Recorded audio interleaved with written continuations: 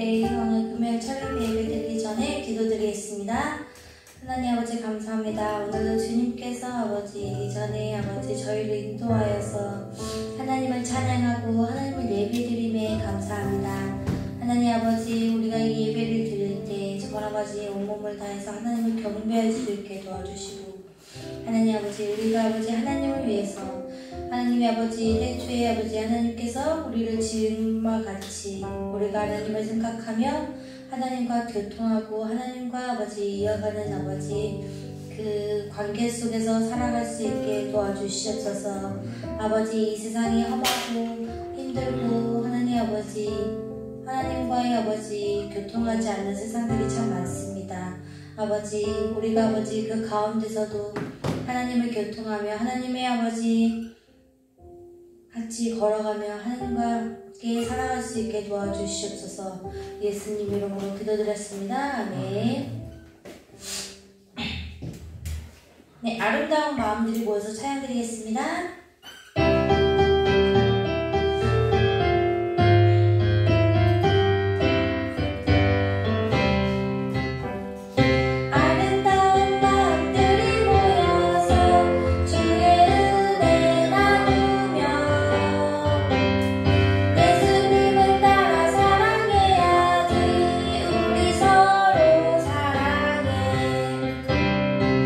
예수님 우리가 늘 춤추는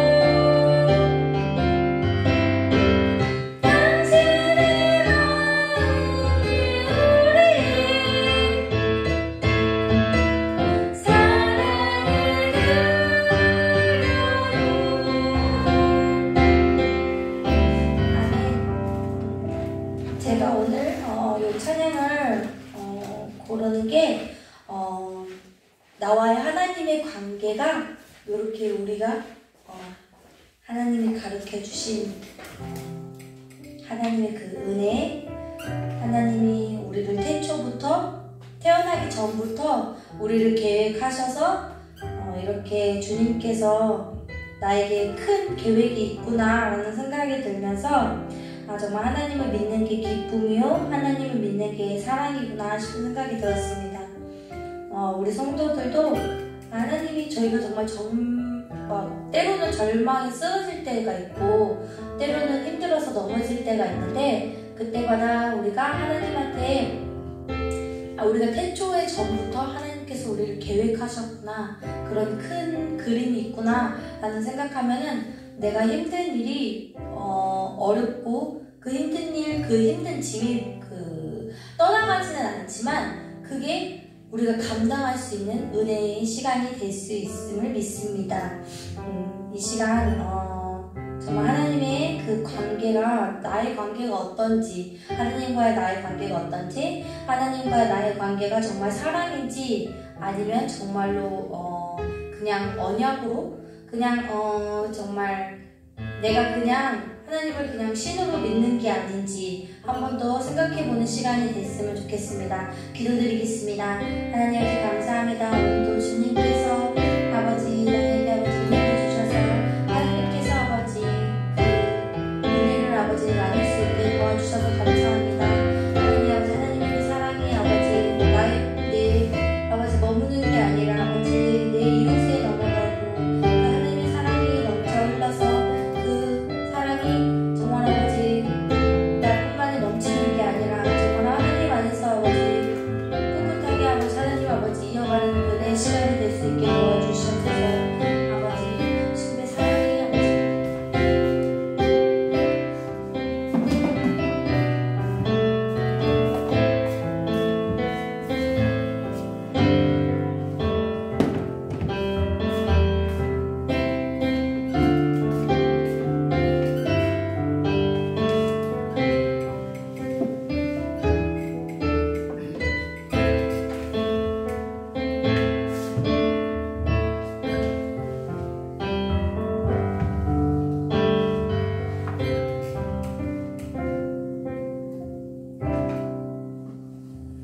다 같이 사도신경 하심으로 신앙 고백하도록 하겠습니다.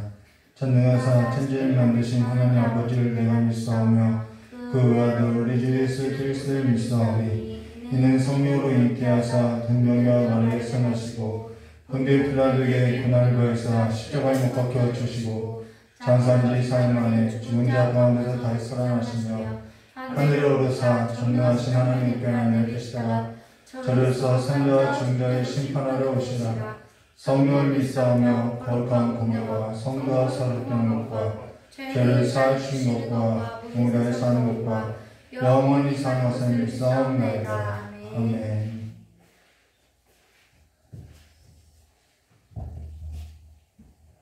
찬송하면 그리고 하나님 말씀 나누도록 하겠습니다.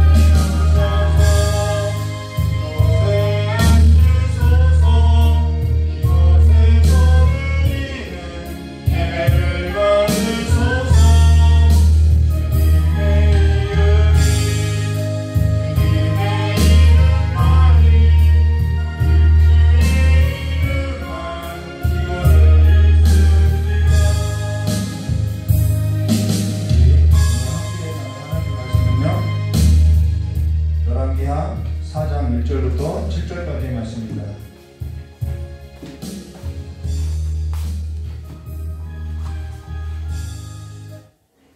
열왕기하 4장 1절부터 7절입니다.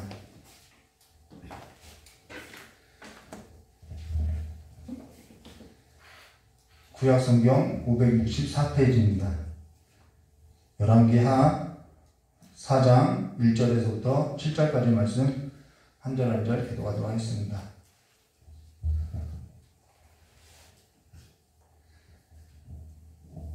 우리 1절부터 7절까지 기도하도록 하겠습니다.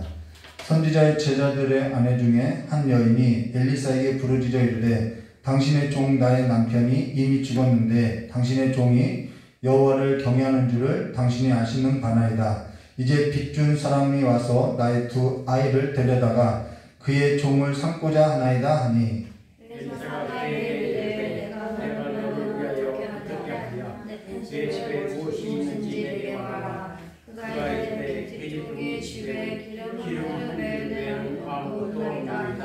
이르되 너는 밖에 나가서 모든 이웃에게 그릇을 빌리라. 빈 그릇을 빌리되 조금 빌리지 말고 너는 네 두 아들과 함께 들어가서 문을 닫고 그 모든 그릇에 기름을 부어서 찾는 대로 옮겨놓으라 하니라. 여인이 물러가서 그의 두 아들과 함께 문을 닫은 후에 그들은 그릇을 그에게로 가져오고 그는 부었더니 그릇에 다 찼지라. 여인이 아들에게 이르되 또 그릇을 내게 가져오라 하니 아들이 이르되 다른 그릇이 없나이다 하니 기름이 곧 그쳤더라. 함께 했습니다. 그 여인이 하나님의 사람에게 나아가서 말하되 그가 이르되 너는 가서 기름을 팔아 빚을 갚고 남은 것으로 너와 내 두 아들을 생활하라 하였더라. 아멘. 열왕기하 4장 1절과 7절의 말씀을 가지고요. 모든 그릇에 기름을 부어 차는 대로 옮겨라 라는 제목으로 우리 함께 나누도록 하겠습니다. 저는 하나님 말씀 나누기 전에 기도하도록 하겠습니다. 좋으신 하나님 아버지, 오직 하나님과의 교제가 우리의 삶 가운데 가득 넘쳐나서 하나님과의 누리는 그 기쁨이 우리의 삶 가운데 가득 넘쳐나게 하셔서 우리의 주변에 있는 모든 사람들까지도 하나님의 기쁨을 나누고 누릴 수 있도록 주 우리와 함께 해주시었고 우리의 마음이 이제는 멈춰서서 하나님과의 교통하는 거룩한 삶이 될 수 있도록 복을 내려주시길 간절히 원하오며 이제 그 복된 삶에 눈이 열리고 그 복된 삶을 걸어가는 거룩한 자들이 될 수 있도록 이 시간에 새 마음과 새 영을 부어주시길 간절히 원하오며 기하오신 예수님의 이름으로 기도드리옵나이다. 오늘 열왕기하 4장 1절과 7절 말씀으로 모든 그릇에 기름을 부어 차는 대로 옮기라 라는 제목으로 우리 함께 나누도록 하겠습니다.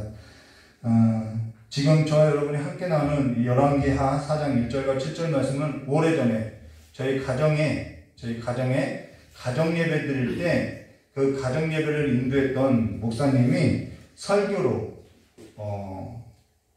전했던 말씀인데요. 지금까지도 이 본문의 말씀이 저에게 있어서는 저희 가정에 있어서는 상당히 의미 있는 말씀으로 기억된다는 것입니다.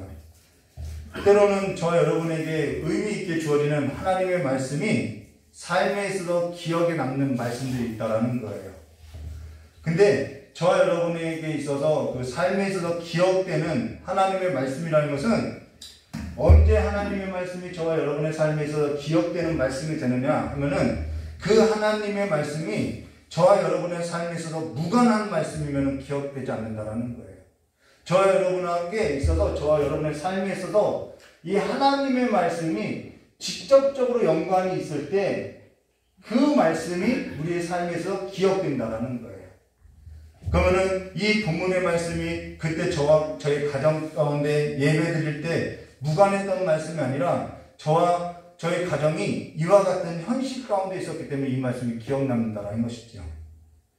그와 같이 우리의 삶에 직접적인 연관이 있는 말씀이 우리 삶의 기억에 남게 된다는 것입니다. 그러나 그와 같은 하나님의 말씀이 내게 있어서 기억이 없다라는 것, 이 하나님의 말씀이 내 삶에 기억되는 말씀이 없다라는 것은 내 삶에 하나님의 말씀이 직접적으로 연관된 삶이 없다라는 거예요. 하나님의 말씀이 직접적으로 내 삶에 있어서 연관된 것이 없고 내가 하나님의 말씀을 의지하고 살았던 그 삶이 없을 때 이 연관성이 없을 때, 교통함이 없을 때 우리는 기억되는 하나님의 말씀이 없다라는 것입니다. 그러나 하나님을 의지하고 살았던 삶에 있어서 그 삶에 있어서 우리가 견디고 살아온 그 하나님의 말씀을 붙들고 살아왔던 그 직접적인 삶이 있다면은 우리에게는 그 하나님의 말씀도 기억되지만은 그 하나님의 말씀으로 통해서 우리의 삶에는요 어떠한 고백들이 생겨난다는 거예요. 그 고백들은 너무나도 주옥과 같은 하나님의 말씀이라는 것이죠. 그러나 이와 같은 것이 없을 때는 이러한 주옥과 같은 하나님의 말씀들이 없으면 어떻게 사느냐면은 자기 삶만 있고 자기 말밖에 없다라는 거예요. 저와 여러분이 주옥과 같은 말이 있느냐 없느냐 그것은요 저와 여러분의 삶에 있어서 하나님의 말씀을 직접적으로 경험했느냐 못했느냐 이 삶에 있다라는 것입니다. 그러면서 어떤 사람은 별말을 하지 않아요. 별말을 하지 않는데도 한마디 던지는 것이 내게 있어서 주옥과 같은 말로서 새겨지더라는 거예요. 근데 어떤 사람은 말을 많이 해요. 근데 별로 주워 담은 말이 없더라는 거예요. 이러한 삶으로 나눠진다는 것이죠. 사실 저에게 있어서 신앙에 있어서 저 여러분이 나눈다면은 여러 가지 사건들을 언급할 수 있으나 근데 저의 신앙에 있어서 가장 영향을 준 사람들이 있다는 것입니다. 물론 저에게 신앙에 있어서 가장 영향을 주었던 것은 하나님의 손길이라는 거예요. 근데 하나님의 손길이 주변 사람들로 하여금 저의 신앙에 있어서 영향을 주었는데 그 사람이 누구냐면은 저의 아버지하고 저의 어머니, 그 다음 저의 아내라는 거예요. 제 아버지는요, 새벽에 늘 울면서 기도하는 모습을 보았어요. 그리고 항상 성경 읽는 모습을 보았어요. 제 어머니는 말할 것도 없죠. 늘 철야를 했고요. 제 아내는 저에게 하나님의 친밀함을 가르쳐 줬다는 것입니다. 그래서 저의 신앙에 있어서 어떠한 위인이나 어떠한 위대한 사람이 아니라 이 세 사람이 저의 신앙에 있어서 가장 영향을 줬다는 거예요. 사도 바울도 아니고 칼빈도 아닌 가장 가까이에 있는 사람이 우리의 삶에 이렇게 영향을 준다는 것입니다. 그것을 가르쳐서 뭐라 하면은 흔적이라고 하는 거예요. 흔적. 기독교 공동체, 기독교인들의 그 공동체는 기업 공동체라고 하는데 그 기업 공동체는 뭐냐면은 사도들이 이렇게 예수님을 경험한 그 사건들을 가리켜서 이야기해 줬다라는 거예요. 예수님께서 빈들에 나가서 이런 얘기를 해줬어. 그때는 가난한 자들이 복이 있다라고 말씀해 주셔서 그러한 말이 그들에게 기억이 되고 그들의 가슴에 흔적으로 남겼다라는 거예요. 이러한 흔적이 있다라는 것이죠. 그 흔적이 있는 그러한 기억들이 있는 사람들이 모여서 교회를 이루었다라는 것입니다. 이렇게 하나님을 경험한 자들이 모였던 것이 교회라는 거예요.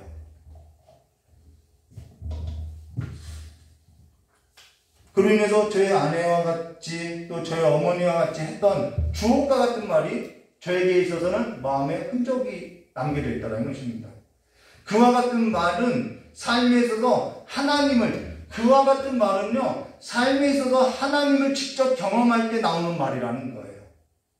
그런 말은요, 사람의 마음에 좋은 흔적을 남기고요, 그리스도의 그 삶을 남기고요, 그 그리스도의 삶을 남긴 그 삶은요, 사람을 새롭게 변화시키는 힘이 있다는 것이죠.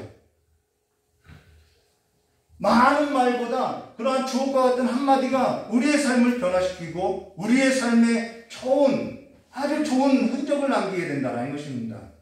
여기 저와 여러분이 함께 나눈 열왕기하 4장 1절과 7절은요, 남편을 잃고요, 두 아들은 노예로 끌려가게 된 그 과부의 이야기인데, 이 이야기가 놀라운 일을, 그리고 당시 포로로 끌려갔던 그들에게 좋은 흔적으로서 기억나게 된다는 거예요.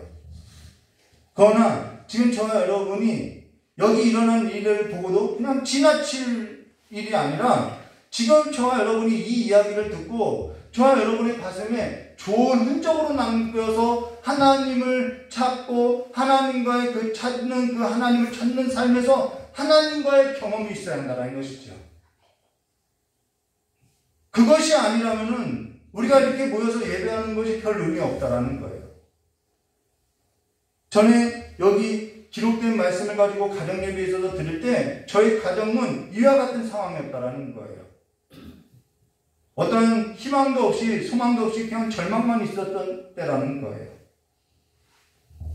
그러면서 여기 기록된 말씀은 지금도 저에게 있어서는 기억이 되고 흔적으로서 남겨진 하나님 말씀이라는 것이죠.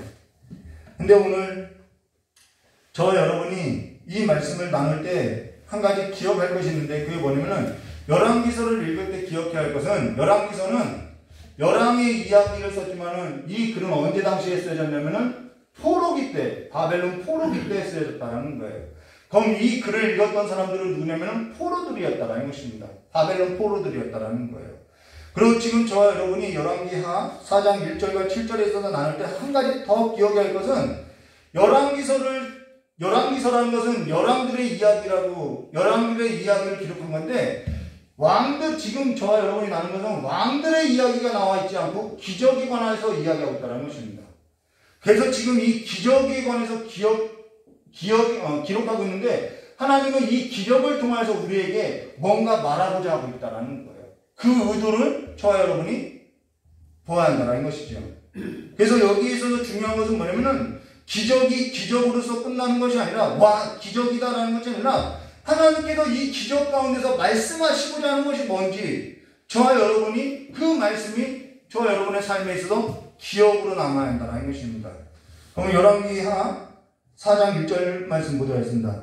선지자의 제자들의 아내 중에 한 여인이 엘리사에게 부르짖어 이르되 당신의 종 나의 남편이 이미 죽었는데 당신의 종이 여호와를 경외하는 줄 당신이 아시는 바나이다. 이제 빚준 사람이 와서 나의 두 아이를 데리려다가 그의 종을 삼고자 하나이다 하니라고 여기 선지자의 제자들의 아내라고 이야기했어요. 여기 선지자의 제자 중에 제자들의 아내 중 한 여인이라는 것은 지금 시대로 보면은 신학생의 아내 정도로 되겠죠. 여러분 신학생으로서 신학생의 삶도 어려운데 신학생 아내로 산다는 것은요 이루 말할 수 없다라는 거예요.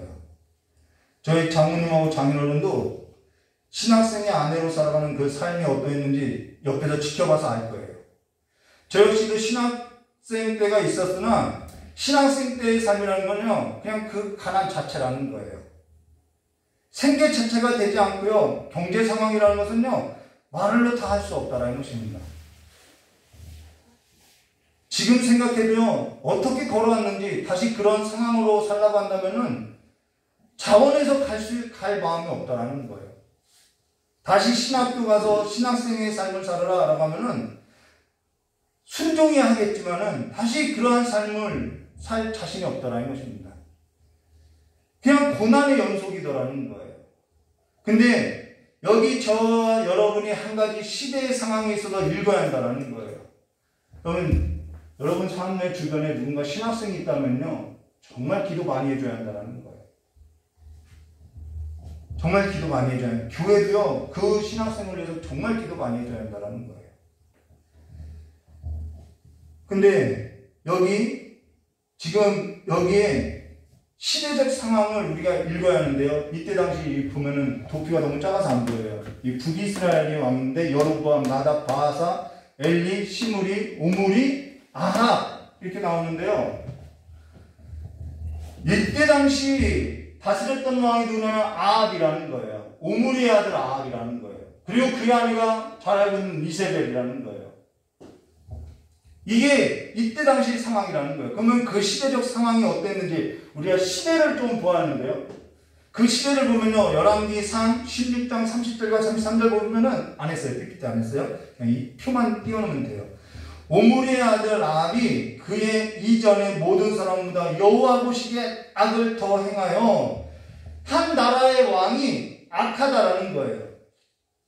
느밧의 아들 여로보암의 죄를 따라 행한 것을 오히려 가볍게 여기고 시돈 사람 왕 엣바알의 딸 이세벨을 아내로 삼았고 가서 그 다음 뭐냐면 바알을 섬겨 예배하고 사마리아에 건축한 바알 신전 안에 바알을 위하여 제단을 쌓으며 또 아세라상을 만들었으니 그는 그 이전에 이스라엘 모든 왕보다 심히 이스라엘 하나님 여호와 보시기에 노하였다. 여호와 보시기에 아주 심히 악했다라는 거예요. 그래서 하나님이 진노했다라는 것이죠. 시대는 우상을 섬기고 그것을 바라보고 있는 하나님은요, 그 나라에 진노하고 있다라는 거예요. 진노했을 때 그 나라가 어떻게 되냐면요, 열왕기상 17장, 그 다음 장이죠. 17장 1절과 24절 말씀 보시면은 하나님께서 선지자 엘리야를 불러서 여호와의 말씀이 없으면 수년 동안 비도 이슬도 내리지 아니하리라 라고 했다라는 거예요. 그 하나님의 진노는요, 기근으로서 흉년으로서 왔다라는 거예요. 여러분, 이러한 상황 가운데서 선지자가 산다라는 것은요, 그것도 선지자의 제자로서 신학생으로서 산다는 것은요, 살아갈 희망도 없는 삶이라는 거예요. 그러고 나서 열왕기상 18장 1절과 46절을 보면은 저와 여러분이 잘 알고 있는 갈멜살 대결이 있는데요, 그 대결이 있기 전에 아주 중요한 사람이 나와요. 그게 누구냐면 아합의 왕국 맡은 자 오바댜가 나온다는 것입니다. 오바댜. 그래서 열왕기상 18장 3절과 4절, 아합이 왕국 맡은 자 오바댜를 불렀으니 이 오바댜는 여호와를 지극히 경외하는 자다. 자, 여호와를 지극히 경외하는데 이세벨이 여호와의 선지자를 멸할 때, 이때 여호와의 선지자를 멸했다라는 거예요. 멸할 때 오바댜가 선지자 100명을 가지고 50명씩 굴에 숨기고 떡과 물을 주더라. 그럼 이들은 전혀 경제적인 활동을 할 수 없었다라는 거예요. 이세벨이 시퍼렇게 칼을 갈고 있을 때라는 거예요. 그러고 나서 갈멜살 대결이 있을 때 엘리야가 뭐라고 했냐면은 열왕기상 18장 19절, 그런즉 사람을 보내 온 이스라엘과 이세벨 상에서 먹는, 자, 누구 상에서요? 이세벨 상에서 먹는 바알 선지자 450명과 아세라 선지자 400명, 850명, 이 이방 신을 섬기는 이 선지자들, 거짓 선지자들을 갈멜산으로 모아 내게로 나오게 하소서라고 했는데, 여기 선지자 엘리야가 뭐라고 했냐면은 이세벨 상에서 먹는 바알 선지자 450명, 아세라 선지자 400명이라는 것은 지금 이세벨이 바알 선지자하고 아세라 선지자를 양성하고 있을 때라는 거예요.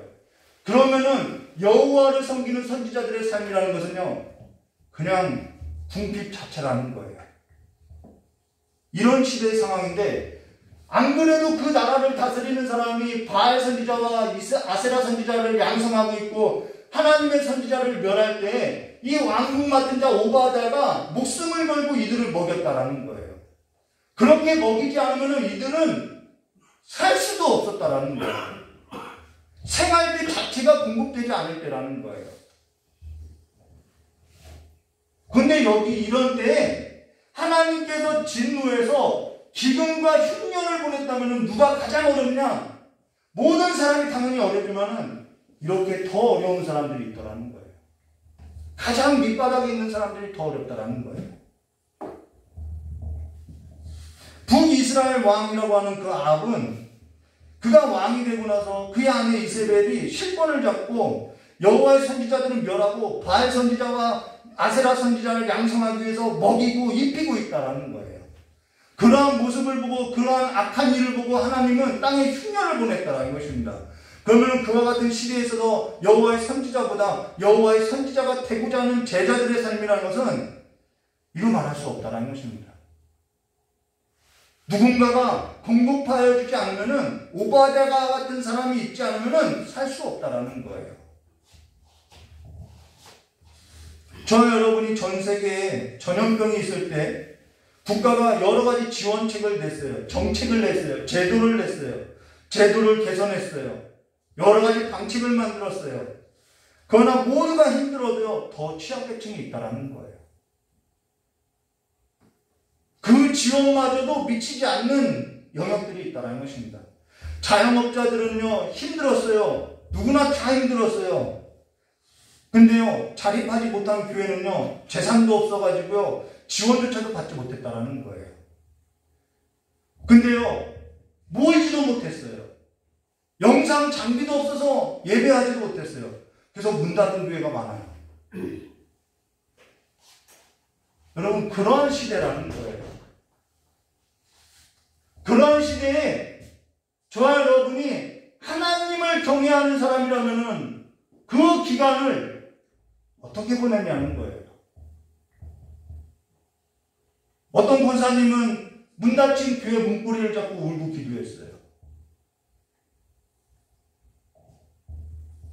이런 사실 어떤 재난이 있을 때 하나님께 나와 기도하는 것이 뭐냐면요, 이런 취약계층이 있다는 것을 하나님 기억해달라고 기도할 수밖에 없다는 거예요.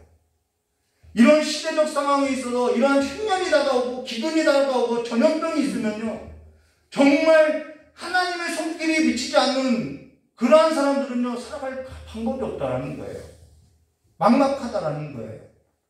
그러면서 그럴 때마다, 저녁마다 하나님 앞에 나와서 기도하는 것이 뭐냐면은, 하나님 악인하고 의인하고 구별해달라고, 함께 멸하지 말라고, 하나님 없는 자와 있는 자 사이에 하나님의 공의를 베풀어 달라고, 구별하여서 심판해 달라고 기도할 수밖에 없다라는 거예요.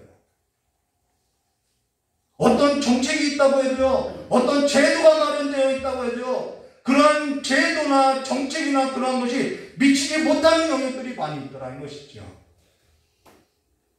암치료 기계가 한국에 들어왔다라고 이야기해요.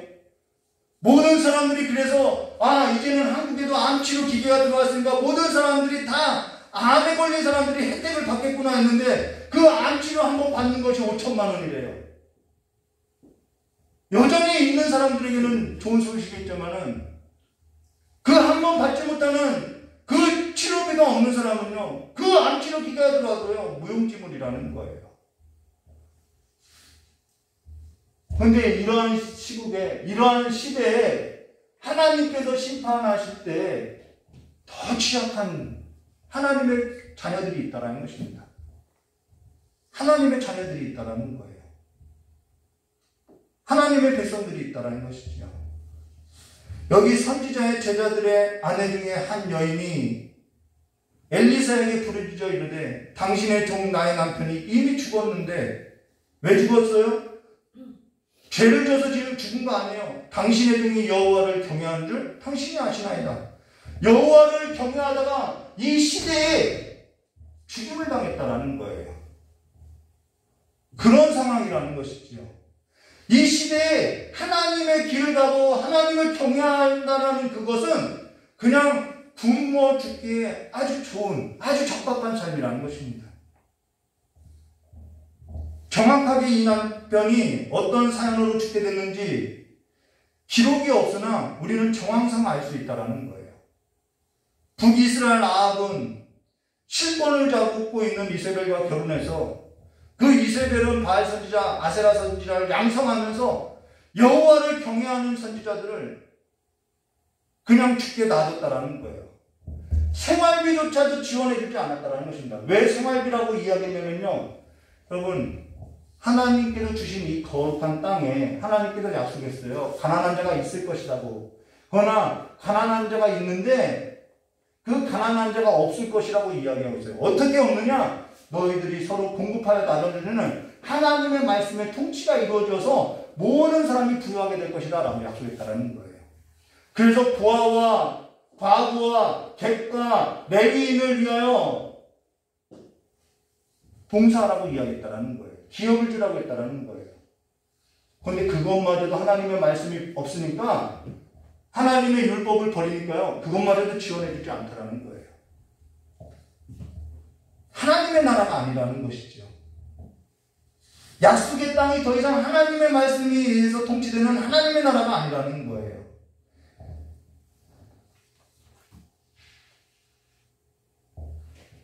근데 이들이요, 그래서 한 지역에 모여서 무엇을 했냐면 올리브가 아니라 올리브 농사를 졌다는 것입니다. 조그만하게 올리브 농사를 져서 생계를 유지하고 있었다는 거예요. 자, 생계를 유지하려고 이 올리브 농사를 졌는데 하나님이 이 시대가 악하여서 뭐 했어요? 흉년을 보냈다는 거예요.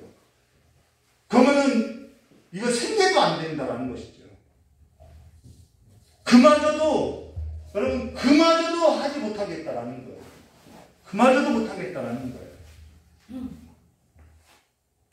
저와 여러분이 이러한 경제적 어려움을 경험했다면은, 저와 여러분이 이러한 상황 가운데서 무엇을 할 수 있냐는 거예요. 내가 그나마 하고자 했던 것조차도 하지 못하게 됐을 때 우리는 무엇을 하냐는 것이죠. 신명기서 12장 15절과 16절 그러나 내 하나님 여호와께서 내게 주신 복을 따라 각 성에서 내 마음이 원하는 대로 가축을 잡고 그 고기를 먹을 수 있으나 곧 정한 자나 불행한 자나 막론하고 노로나 사슬을 먹는 것 같이 먹으려니와 오직 그 피는 먹지 말고 물같이 땅에 쏟을 것이며 너는 곡식과 포도주 기름의 11조와 내 소와 양의 처음 난 것과 내 서원을 갚는 예물과 내 낙헌 예물과 내 손의 거제물과 내 각성에서 먹지 말고 오직 내 하나님 여호와께서 택하신 곳에서 내 하나님 여호와 앞에서 너와 내 자녀와 노비와 성중에 거하는 레위인과 함께 그것을 먹고 또 손으로 수고하는 모든 일로 말미암아 내 하나님 여호와께 앞에서 즐거워하되 너는 산과 내 땅에 거주하는 동안에 레위인을 저버리지 말라라고 그와 같은 사람을 저버리지 말라고 했는데 저버리고 있다라는 거예요. 바알 선지자와 아세라 선지자를 양성하는 일에 있어서는 모든 것을 행하고 있는데 하나님의 말씀을 지키는 일에 있어서는 행하지 않더라는 거예요.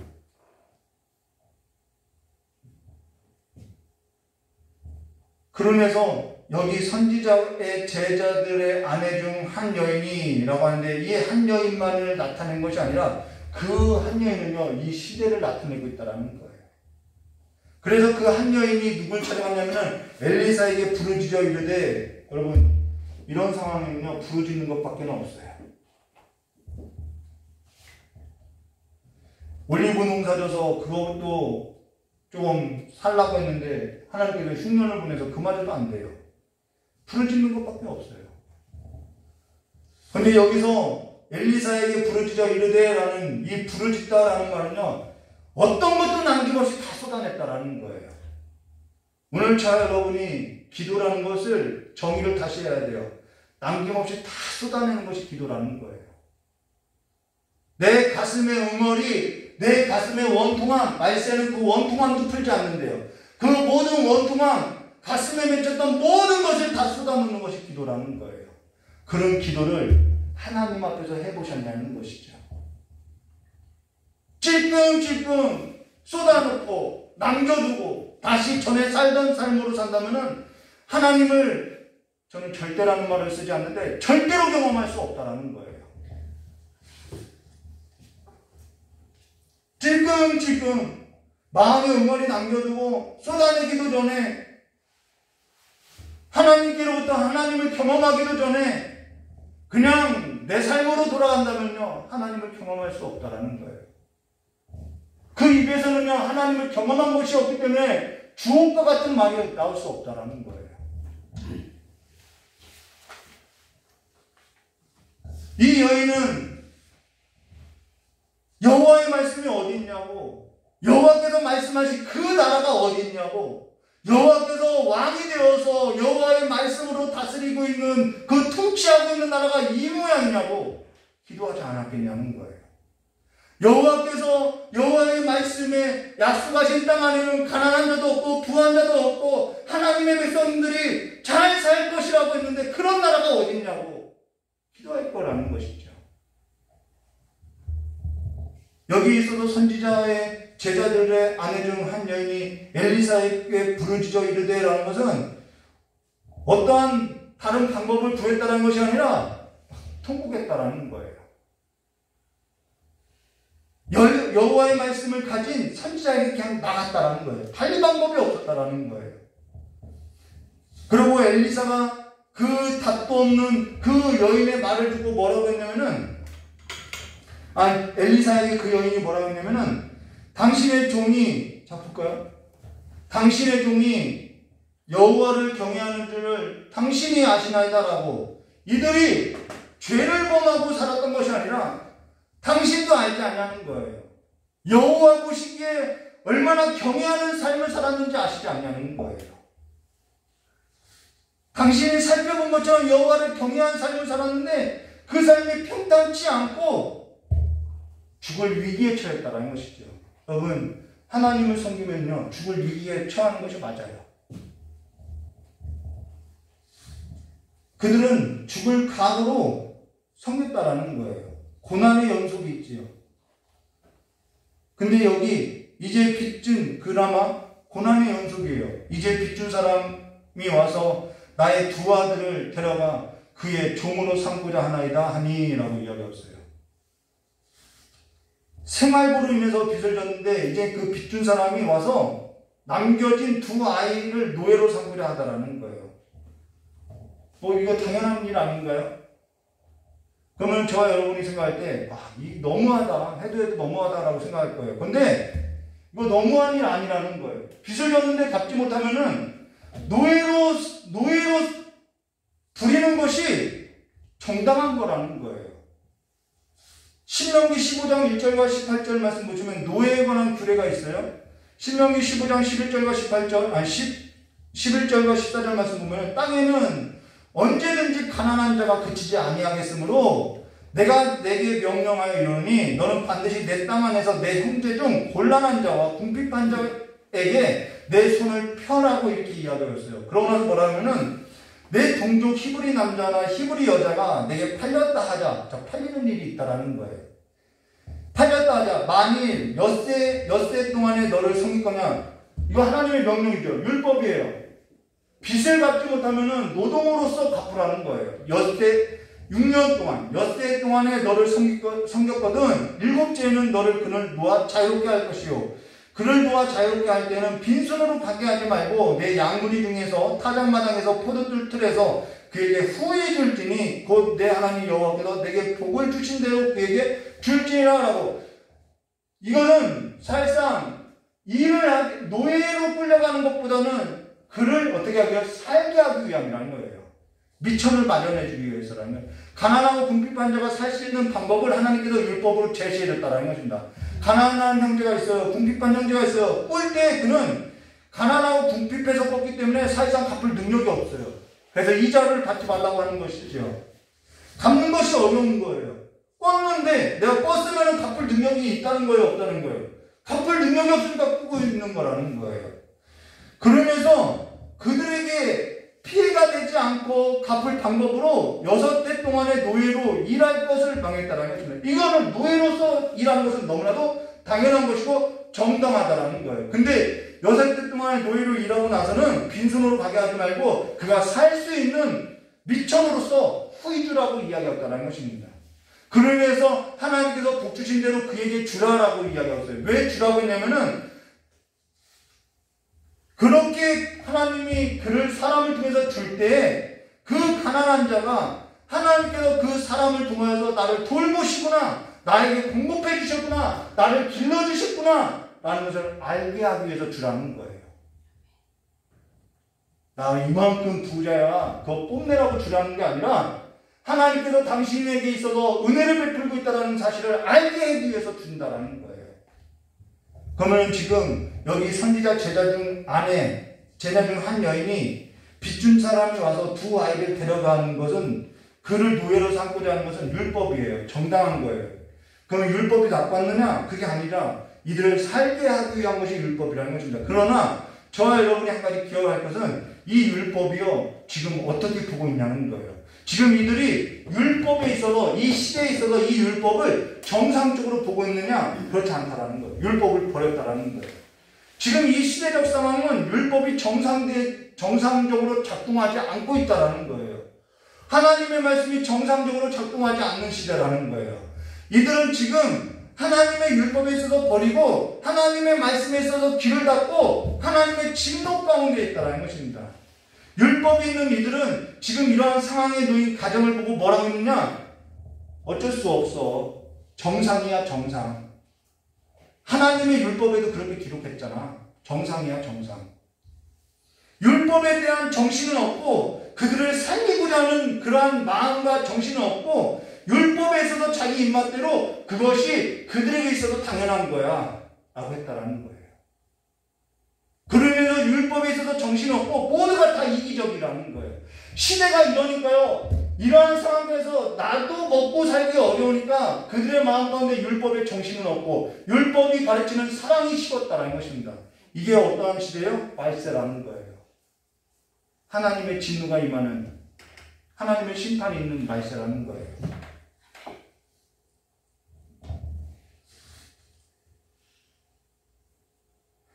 율법이 살아있다고 한다면 이렇게 부르짖지 않아도 돼요. 하나님의 말씀이 지금 제대로 작동되고 통치되고 있다면 이러한 모습으로서 쏟는 기도를 하지 않아도 돼요. 지금 시대가 어떤 시대냐? 북이스라엘 왕 아합은 무능력하고요. 이세벨은 바알 선지자, 아세라 선지자를 양성하고 여호와를 경외하는 자들에게는 핍박하고요. 하나님을 경외하는 자들은 죽임을 당하고 생활고에 시달리고 있고요. 그런데 온 세상은 하나님의 진노로 가득하고 있고요. 근데 하나님의 백성이라고 율법을 가지고 있는 사람들은 율법에 대한 정신은 없고 율법대로 이루어진 거야. 입맛대로 해석하고 있다는 거예요.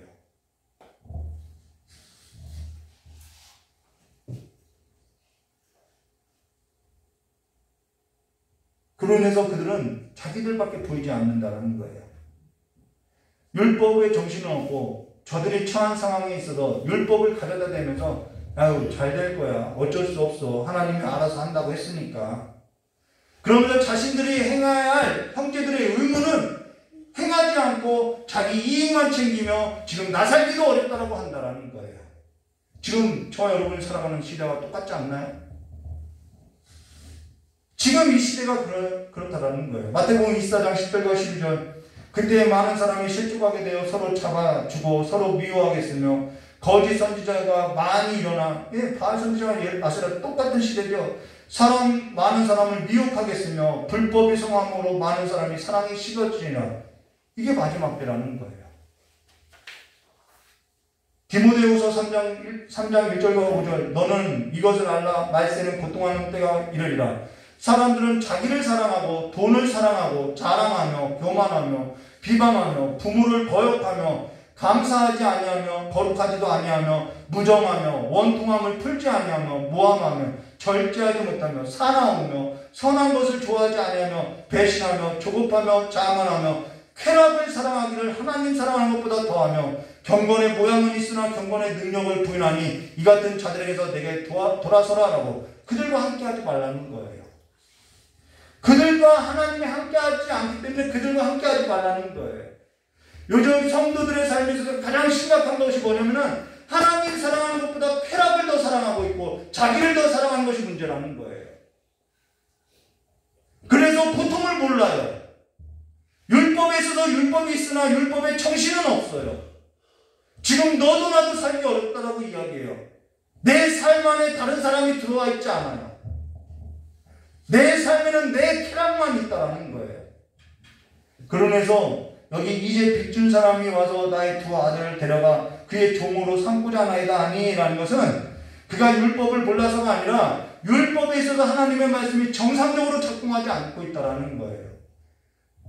국률이 베풀어지지 않는 시대라는 거예요.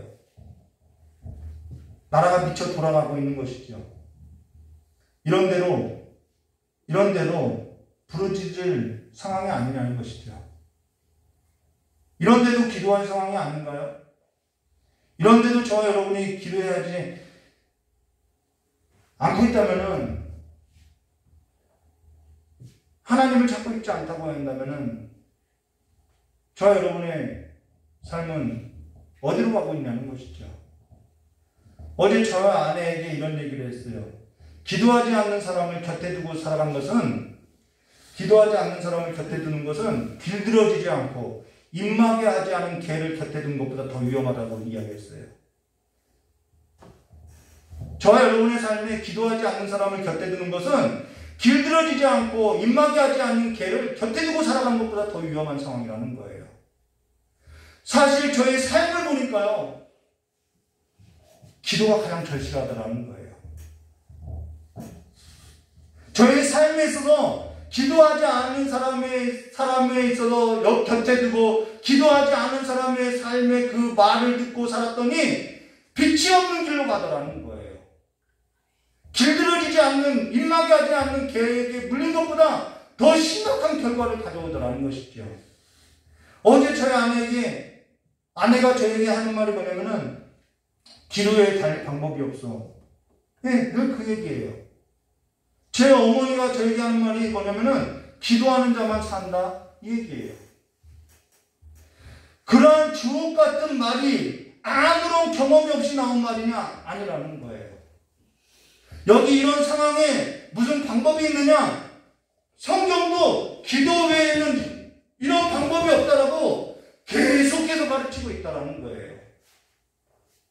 이런 상황에 있어서 무슨 방법이 있느냐? 아무 방법도 없다라는 거예요. 그 이야기를 2절에 이렇게 얘기하고 있어요. 엘리사가 그에게 이르되 내가 너를 위하여 어떻게 하랴? 내 집에 무엇이 있는지 내게 말하라. 그가 이르되 계집종의 집에 기름 한 그릇 외에는 아무것도 없나이다 하니 라고. 저 여러분이 이 글을 보니까 되게 세련되게 보고 있어요. 지금 엘리사가 내가 너를 위해서 어떻게 하랴 하니까 뭔가 하는 것처럼, 뭔가 훌륭한 일을 하는 것처럼 보고 있는데요. 이거는 그런 글이 아니라 난들 어떻게 하냐 이 얘기예요. 난들 뭐 방법이 있니? 내가 너를 위해서 뭘 할 수 있니?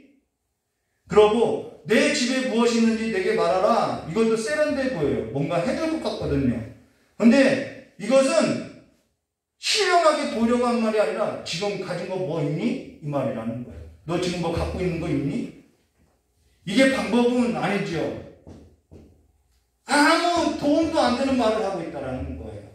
방법이 없다라는 거예요. 낸들 어떻게 하겠니? 너 집에 뭐 가진 거 있니? 이거는요, 일상적으로 우리가 할 수 있는 말이라는 것이죠. 그러면서 그가 이르되 계집종의 집에 기름 한 그릇 외에는 아무것도 없나이다. 이거는 있다는 말이 아니에요. 가령 어떤 사람이 저에게 10만 원만 달라고 하면은 막 1000만 원 이런 단위는 저에게 너무 큰 돈이니까 어떤 사람이 저에게 10만 원만 빌려달라고 했는데 제가 지금 100원밖에 없어요 라고 하면은 그것이 100원 있다는 소리가 아니라 없다는 얘기죠. 100원이 있다는 얘기가 아니라 10만 원에 있어서 턱없이 부족하다고 확실하게 없다라는 것을 말하는 것이라는 거예요. 여기 기름 한 병밖에 없다라는 것은, 기름 한 그릇밖에 없다라는 것은 있다는 얘기가 아니라 없다는 얘기라는 거예요. 사는 데에 있어서 턱없이 부족하다라는 얘기라는 거예요. 그래서 3절에 이렇게 말씀하셨어요. 이르되 너는 밖에 나가서 절망에 갇히지 말치고요 밖으로 나가시라는 거예요. 너는 밖에 나가서 모든 이웃에게 그릇을 빌리라. 비그릇을 빌리되 조금 빌리지 말고 라는 것은 대출받으라는 얘기 아니에요. 절망하고 있는 그 몰입되어 있는 상황에서 벗어나라는 거예요. 모든 이웃에게 그릇을 빌리라는 것은 밖으로 부끄러 그 그릇을 빌리라는 게 아니라 이 지역은 올리브 농사를 짓는 지역으로서 올리브 기름을 담는 기름병을 가져오라는 얘기라는 거예요. 공동체를, 장목반이죠. 올리브 농사를 짓는 장목반. 그래서 올리브 그 기름병을 가져오라는 거예요. 그래서 집집마다 올리브 기름을 담을 그 기름병이 없는 집은 한 군데도 없었다라는 것입니다. 집집마다 돌아와서 기름병을 빌려왔다라는 거예요. 그러고 나서 4절 중요한 거예요. 너는 내 두 아들과 함께 들어가서 문을 닫고 그 모든 그릇에 기름을 부어서 차는 대로 옮겨놓으라 하니라 라고 첫 번째 보면 너는 내 두 아들과 함께 들어가서 문을 닫으라는 거예요. 완전히 모든 소리를 다 차단하라는 얘기라는 거예요. 잡음이 들리는 그 모든 소리에 있어서 차단하라는 거예요. 멈추라는 거예요. 하나님의 음성을 듣기에 있어서 모든 소리를 다 차단하라는 거예요. 여러분, 그래야 하나님을 경험할 수 있어요. 그래야만 하나님을 경험할 수 있어요. 모든 사람이요, 성전에 나와서, 여러분, 이사야가요, 모든 사람이 망했다고 했을 때 그 모든 소리를 다 차단하고 성전에 앉아서 하나님의 음성을 들었어요. 히스기야가요, 너 죽는다 했을 때 모든 사람의 말을 뒤로 하고요, 벽을 향해서 하나님을 향했을 때 그가 살아났어요. 한나가요, 아이가 없을 때요, 술 먹었다라고 비난의 소리가 있었을 때요, 다 뒤로 하고 하나님 앞에 나와서 성전에서 울 때 하나님께서 그의 기도를 들으셨어요. 다니엘이요, 하루 3번씩 그가 도장이 찍힌 것을 알고도 성전을 향하여서, 예루살렘 성전을 향해서 창문을 열고 기도했을 때 그 기도가 응답됐어요.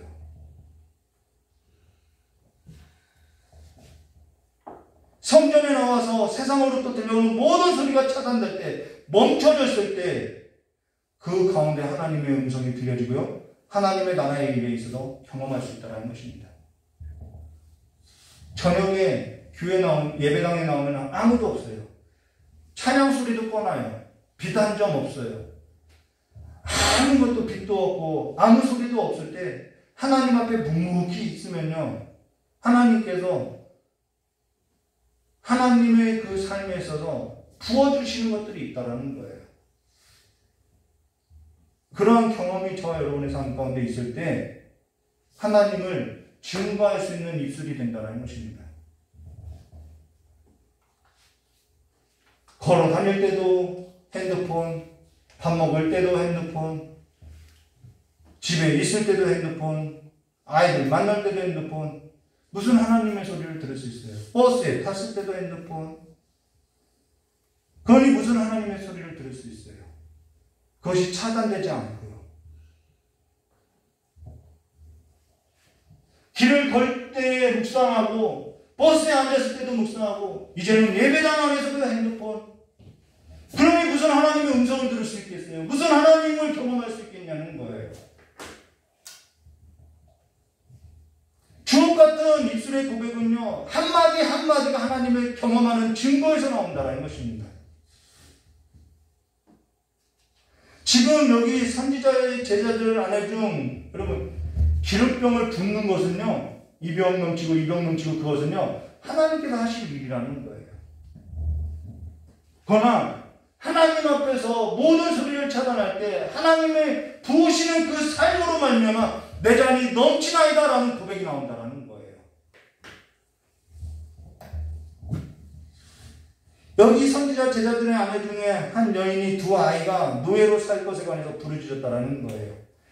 선지자 엘리사에게 나아갔다는 거예요. 세상으로부터 들려오는 모든 소리를 차단하고 하나님을 바라고 하나님의 기적을 봤다는 것입니다.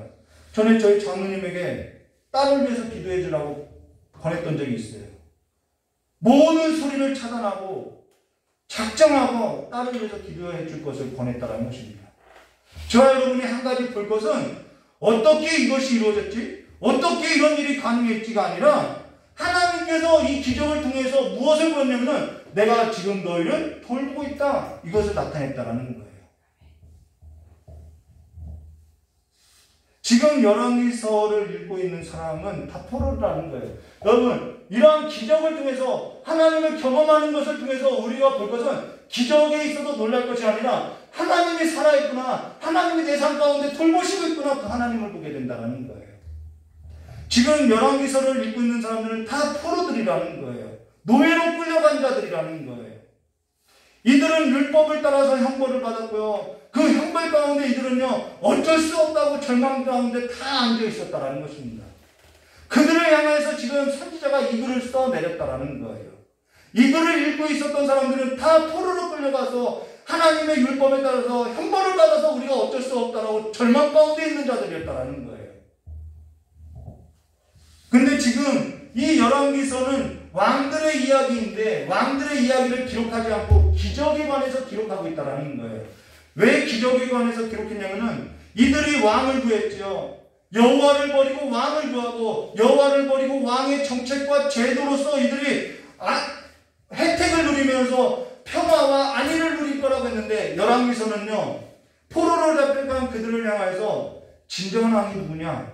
너희들이 구했던 왕이 세운 정책과 제도가 너희에게 평화와 안위를 주었느냐? 그것이 아니라 하나님 앞에 나왔던 그들이 하나님께서 돌보시고 하나님 앞에 나왔던 그들이 하나님으로부터 평화와 안위를 얻고 있다. 이러한 흉년 가운데도 이러한 진노 중에도 이러한 심판 중에도 하나님의 평화와 안위가 있다는 것을 보여주고 있다는 거예요. 하나님만이 진정한 왕이시고 하나님만이 진정한 안위와 평강을 가져다 줄 수 있는 하나님만이 진정한 왕이며 하나님만이 내 도움이시며 하나님만이 내 피난처라는 거예요. 저 여러분의 피난처는 하나님밖에 없다는 것입니다. 그 하나님 안에 들어와서 살라고 이야기하고 있다는 거예요. 그러면서 6절과 7절 그릇이 다 찬지라 여인이 아들에게 이르되 또 그릇을 내게 가져오라니 아들이 이르되 다른 그릇이 없나이다 하니 기름이 곧 그쳤더라. 그 여인이 하나님의 사람에게 나가마야 그가 이르되 너는 가서 기름을 팔아 빛을 갖고 남은 것으로 너와 내 두 아내를 생활하라 하였더라. 이 말씀이 저희 가정 가운데서 그때 가정 예배 드렸던 목사님이 제 어머니에게 했던 말이 이 말이라는 거예요. 너와 내 두 아들을 생활하라. 그때는 생활할 형편이 안 됐었거든요. 그러고 나서 저희 어머니가 기도하고 전도하면서 두 자녀 키워냈다는 것입니다. 흉년에 지금 이 가정만, 여러분 지금 흉년에 지금 이 가정만 기름이 넘쳐나고 있다는 거예요. 그래서 사람들이 이 집에 무슨 일이 있는 거 아니야? 라고 모여들기 시작했다는 거예요. 하나님만이 율법을 완성시킬 수 있고요. 하나님이 쓴 율법을 실행할 수 있는 분은 하나님밖에 없고요. 하나님의 율법에서도 완성하신 분이 예수 그리스도고요. 그 예수 그리스도가 진정한 왕이고 진정한 도움이고 진정한 피난처임을 보여주고 있다는 것입니다. 세상에 잡음이 가득한, 어제도 그 얘기했어요. 잡음이 가득할 때 기도하라는 사인이야. 세상에 잡음이 가득할 때, 내 주변의 소리가 가득할 때 그 모든 소리를 멈추고 하나님 앞에 기도할 때야. 지금 주 앞에 나와서 주 앞에 귀를 기울일 때라는 것입니다. 그가 우리 목자이시고 그가 우리를 돌보신다라는 거예요. 그래서 다윗은 이런 시를 남겼죠. 주옥과 같은 시를 남겼죠. 시편 23편 1절과 6절. 여호와는 나의 목자시니 내게 부족함이 없으리라. 그가 나를 푸른 풀밭에 누이시며 쉴만한 물가로 인도하시는도다. 내 영혼을 소생시키고 자기 이름을 위하여 의의 길로 인도하시는도다. 내가 사망의 훔침한 골짜기를 다닐지라도 해를 두려워하지 않는 것은 주께서 나와 함께 하시니라. 주의 지팡이가 맞대기를 나를 안위하시나이니 주께서 내 원수의 목전에서 내게 상을 차려주시고 기름을 내 머리에 부으셨으니 내 잔이 넘치나이다. 내 평생의 선하심과 인자하심이 반드시 나를 따르니 내가 여호와의 집에 영원히 사니라. 그분만이 피난처라는 거예요. 흉년에 이 집에 무슨 일이 있나 모든 사람이 몰려들었고요. 모든 사람이 그 다윗의 시에 안위를 듣고 평강을 얻고 있다는 거예요. 이 시가 저와 여러분의 삶에 있어서 지금 마음에 기억되는 말씀으로서 흔적으로서 새겨지고 있다는 것이죠. 하나님을 경험했던 삶이 다른 사람에게 있어서 또한 기름을 나눠주는 역사로서 이루어지고 있다는 거예요. 제 어머니에게 사람들이 모여들어요. 제 아내에게 사람들이 모여들어요. 제 딸이 한날 제 아내에게 엄마는 어떻게 그렇게 핵인싸가 될 수 있어? 라고 했을 때 제 아내가 제 딸에게 기도해 라고 했어요. 세상으로부터 들려오는 그 소리를 차단하고 거룩한 영이 저와 여러분의 삶 가운데 들어오고 그 거룩한 영이 거하는 삶으로 들어가야 할 것을 말해주겠다는 것입니다.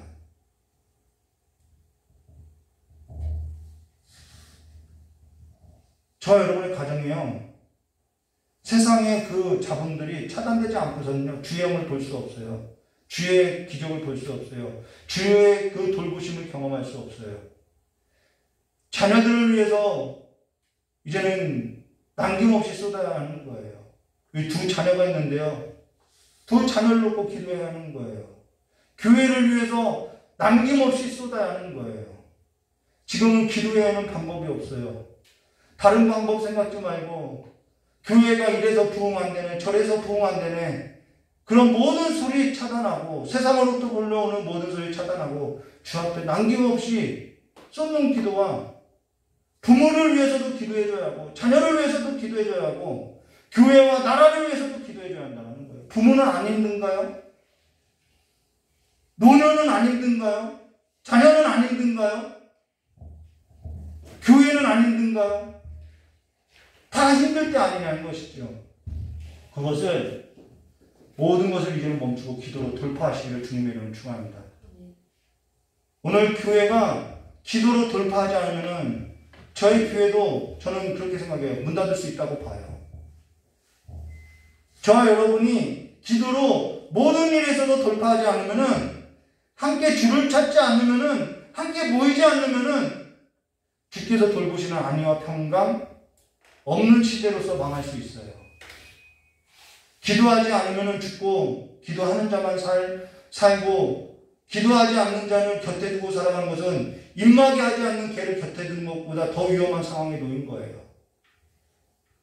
모든 일을 멈추시고 잠잠히 주의 음성을 듣고 기도로 삶을 돌파하며 기도로 주께서 돌보신다는 것을 직접 경험하시고 증거하시는 기도의 사람들이 되시기를 주님의 이름을 축원합니다. 아멘.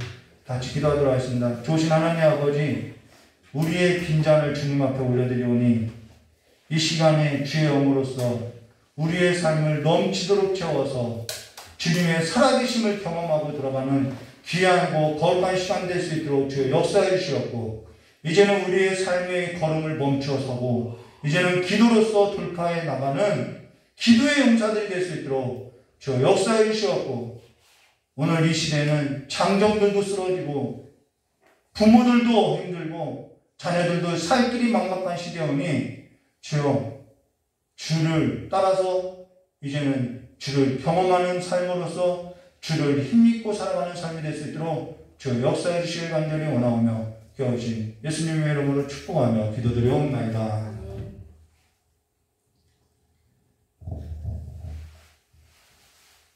우리 찬송 부르고 기도하고 돌아가도록 하겠습니다.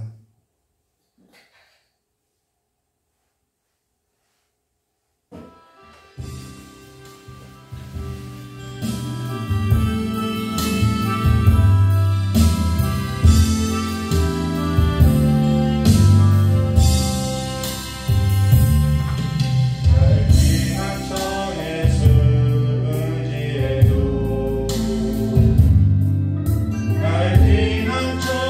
숨지에도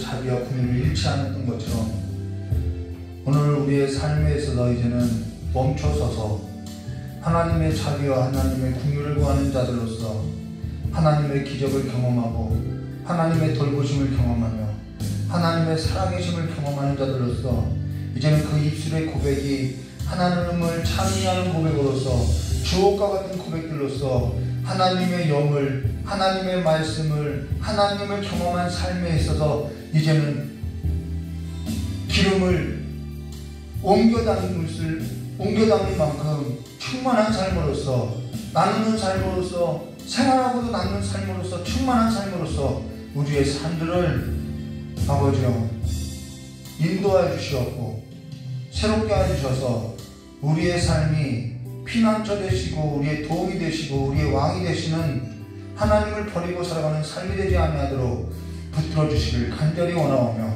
기어오신 예수님의 이름으로 축복하며 기도드리옵나이다. 우리 주기도문으로 예를 바치도록 하겠습니다. 하늘에 계신 우리 아버지 이름이 거룩히 부름을 받으시며 나라의 마옵시며 뜻이 안에서 이루어진 것 같이 땅에서도 이루어지라. 오늘 우리에게 일용할 양식을 주시고 우리가 우리의 저진 자의 사하심과 같이 우리 죄를 사하여 주시고 우리를 시험에 들게 하지 마옵시며 다만 악에서 구하옵소서. 대개 나라와 권세와 영광의 아버지께 영원히 있사옵나이다. 아멘. 우리 하나님께 영광을 받으시겠습니다. 감사합니다.